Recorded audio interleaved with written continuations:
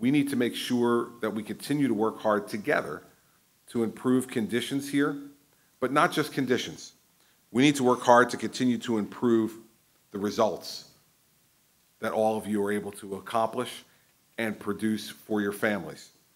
I am not satisfied nor content with the way things are going in the Newark school system, nor will I be until I have the feeling that in the place where I was born and spent the first 5 years of my life, that kids in this room have just as good an opportunity to be able to achieve whatever it is they want to achieve, as long as they're willing to work hard.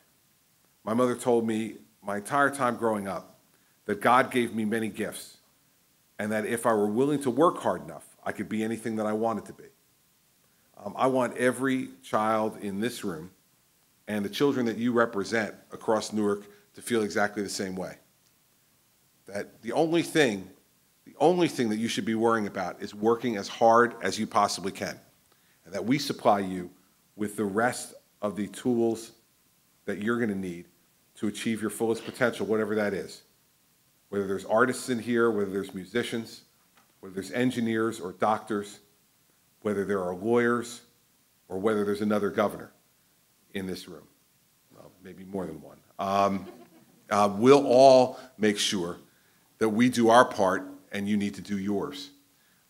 I will not be content to continue to listen to the status quo in the Newark public school system, because that status quo has consistently and regularly failed the families of this city.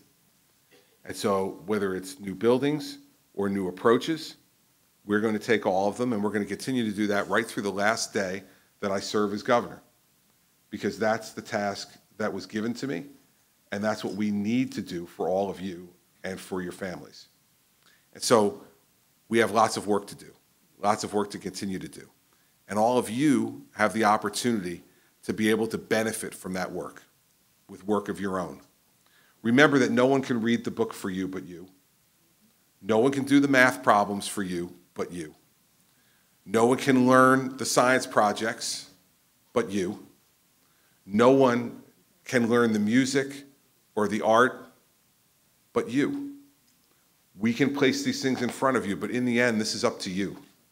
You have to decide how hard you want to work. I hope that you decide that hard work is something that you owe your families, because they believe in you, they trust you, they love you. And you, in return, only have to give them two things: your love in return and your hard work at school every day. If you do those two things, I'm sure that any parent in this room or at work today, when you come home to see them, will be content, in fact thrilled, with the idea that their child loves them and is working as hard as they can every day to become the smartest, most accomplished, best person you can possibly be. And that's all I ask of you as well. We'll continue to do the things that we need to do. You work hard, and I think the whole thing will work very, very well, not just for you and your families, but for the people of this state.